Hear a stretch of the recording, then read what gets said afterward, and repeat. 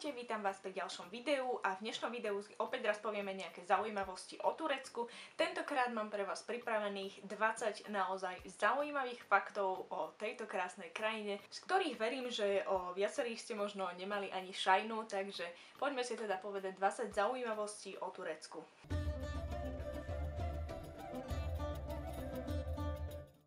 Začneme napríklad tým, že veľa ľudí žije v omyle, že Istanbul je hlavným mestom Turecka. Nie je to tak, hlavným mestom je Ankara. Istanbul je síce turisticky najnavštevovanejšie, najatraktívnejšie mesto, je to zároveň najväčšie mesto Turecka a aj tretie najväčšie európske mesto, avšak hlavným mestom Turecka nie je práve Istanbul, ale Ankara. Ďalšou zaujímavosťou by pre vás mohlo byť, že veľa Turkov neverí v silu nazaru alebo tzv. Oka, evil eye proti urieknutiu. A to sú tieto modré záležitosti, ktoré tu mám, alebo toto, čo mám tiež aj vytetované.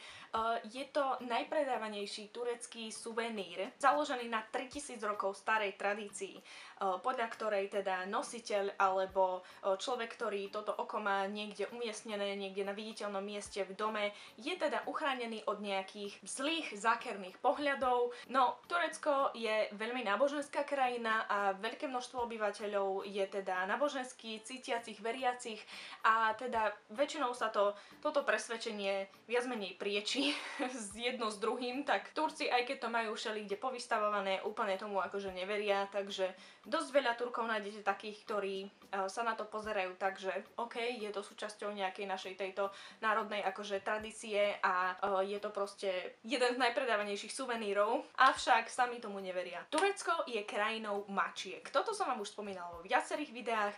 Istanbul je doslova mestom mačiek, máte mačky úplne že všade, nielen na uliciach, ale aj proste, ja neviem, v kaviarniach, v reštauráciách, podnikoch, vo výkladoch, metre, úplne všade. V Istanbule a celkovo v Turecku sú pouličné zvieratá, mačky a psy naozaj považované za niečo také ako keby to boli proste bežné domáce zvieratá. Ľudia sa k ním tak aj správajú, aj ich chovajú, aj ich hladkajú, aj sa o ne starajú. Jednoducho tie zvieratka, tie mačky majú vonku proste všelijaké také provizorné budky, keď len z kravice alebo z čohokoľvek. Bežne nájdete kôpky krmív a misky s krmivami, takže Turecko je krajinou mačiek a ak ste milovníkmi mačiek, určite choďte do Turecka, nájdete ich tam všade. Vedeli ste o tom, že Turci sú najväčší čajopiči na svete? Turci vypijú podľa štatistík viac čaju ako Angličania.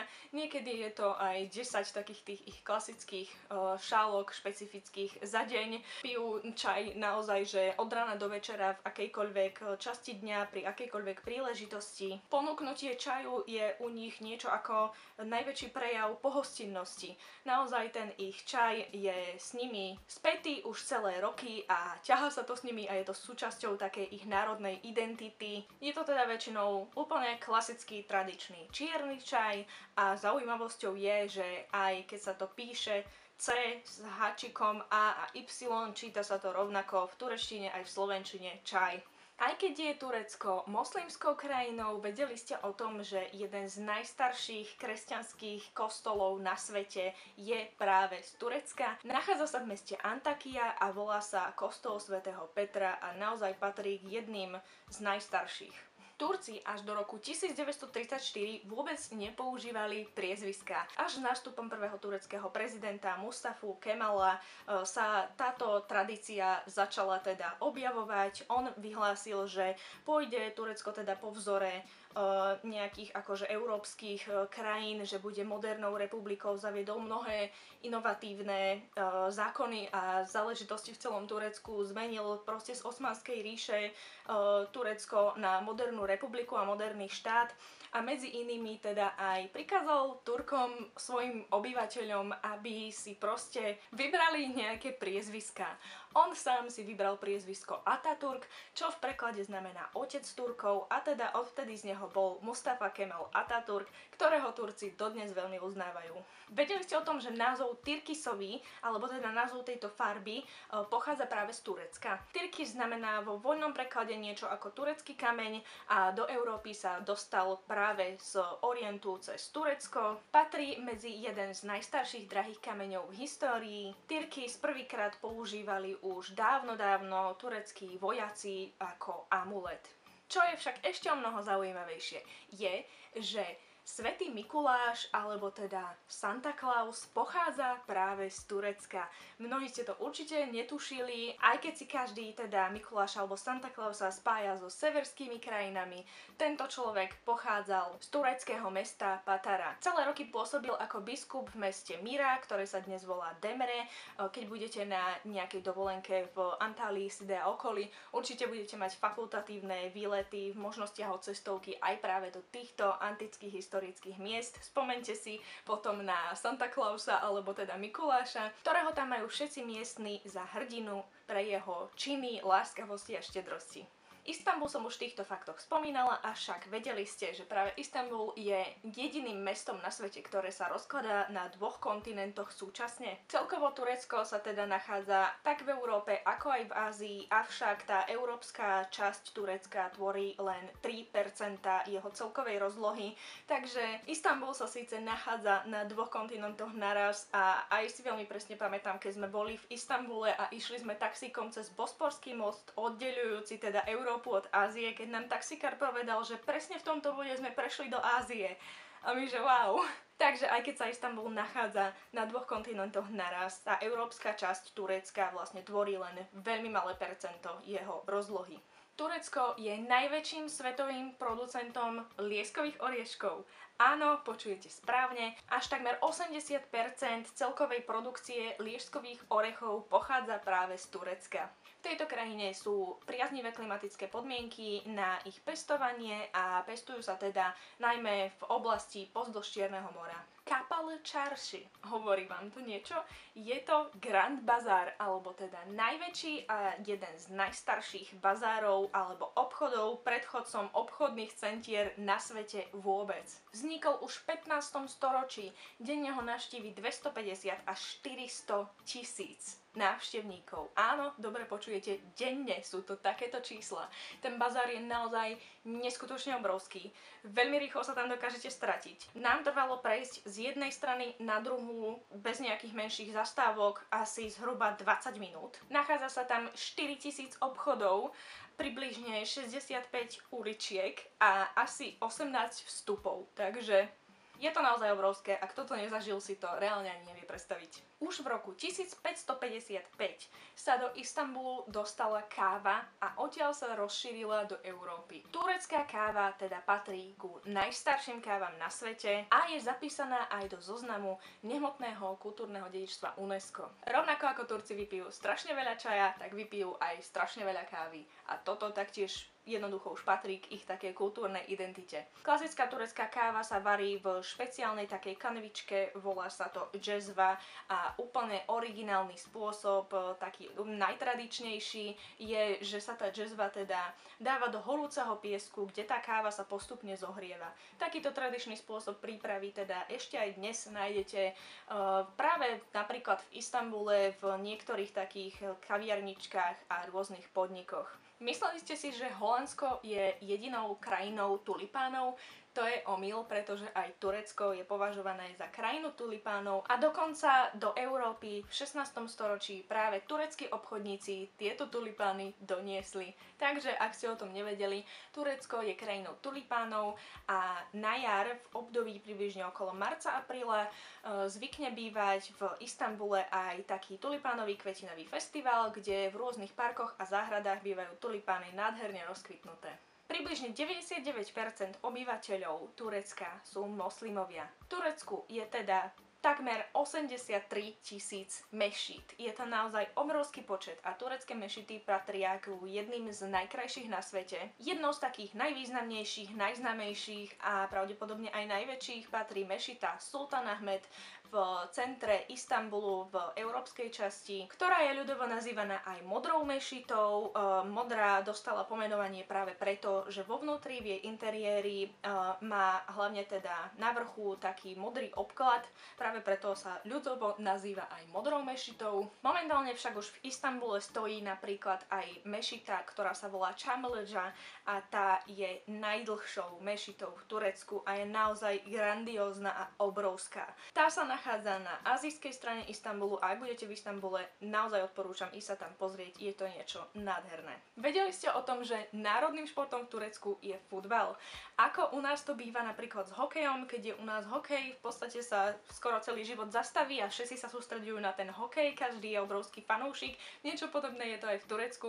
Keď sú v Turecku veľké zápasy futbalové, dôležité, totálne každý tam pozerá futbal, každý sa na to sústredí, vždy sú všetci veľkými fanúšikmi, či sú to ženy, muži, mladí, starí, proste každý. Dokonca veľakrát sa stáva, že sledovanosť obľúbených tureckých seriálov zvykne veľmi klesnúť v čase, keď sa hrá futbal.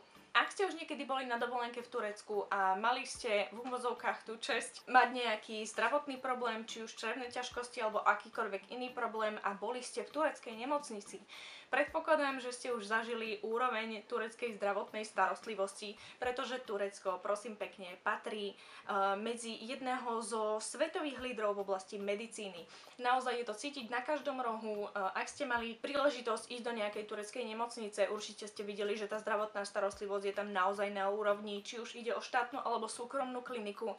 Vždy je to niečo úžasné a neporovnateľné s našou úrovňou zdravotníctva. Rovnako je to aj pri rôznych zákrokoch typu plastická chirurgia, či už ide o opravy nosa, nastreľovanie vlasov, zuby a rôzne takéto záležitosti. Ak pôjdete do Istanbulu, určite si všimnete, že množstvo, naozaj obrovské množstvo ľudí tam chodí proste s poopravovanými nosami, s nastrelenými vlasmi a jednoducho je to na prvý pohľad vidieť, že tam funguje takáto kvázi nejaká turistika za plastickou chirurgiou, ale je to adekvátne, pretože tá zdravotná starostlivosť je tam naozaj na úrovni. Turci sú v medicíne proste špička. Vedeli ste, že pláže v Turecku majú dokopy až viac ako 8000 kilometrov? Turecko je preslavené naozaj krásnymi plážami, z ktorých obrovské množstvo je ocenených modrou vlajkou, teda to znamená, že tie pláže sú naozaj krásne, čisté, s krásnou vodou, s krásnym pieskom, jednoducho na úrovni. Zároveň, keď sme už pri tejto téme, Turecko má jednu z najdlhších dovolenkových sezón zo všetkých európskych krajín, pretože reálne dovolenková letná sezóna tam začína niekedy začiatkom júna a končí približne v polovici októbra, niekedy až koncom októbra. Takže je to naozaj viac menej 3/4 roka, čo sa dá v Turecku, na tureckej riviére absolútne úžasne fungovať aj na týchto všetkých krásnych plážach.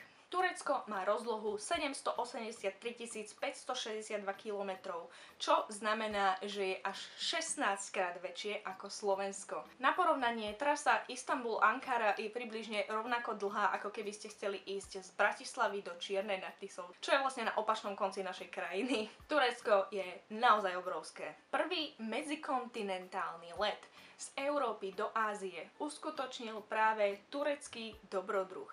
Volal sa Hazarfan Ahmed Çelebi a dnes je po ňom pomenované jedno z takých menších letísk na okraji Istanbulu. Okolo roku 1631 tento turecký dobrodruh sa rozhodol preletieť s umelými krídlami z vrcholu Galatskej veže ponad Bospor až do azijskej časti, kde pristal v lokalite Üsküdar na nejakom námestí a toto bolo vlastne údajne považované za prvý takýto medzikontinentálny let medzi Európou a Áziou. Dokonca, ak pôjdete do Galatskej veže, tak tam môžete nájsť takú interaktívnu zábavku, kde sa vlastne postavíte na jedno také miesto a môžete mávať tam rukami a budete na takom ako keby simulátore, ako keby ste leteli s tými umelými krídlami, teda ponad Bospor. Je to úplne úžasné. Počuli ste už o olejovom zápasení? Je to totižto turecký národný šport,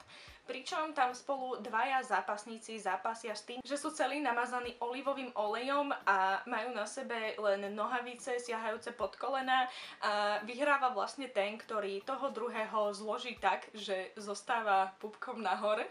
Znie to celkom vtipne, ale naozaj je to ich národný šport a dokonca turnaj v tomto zápasení je najstaršou svetovou súťažou v zápasení vôbec. Koná sa totižto už od roku 1460 a uznali ho teda aj Guinnessovou knihou rekordov, takže toto je naozaj, myslím si, že dosť zaujímavá pikoška na záver.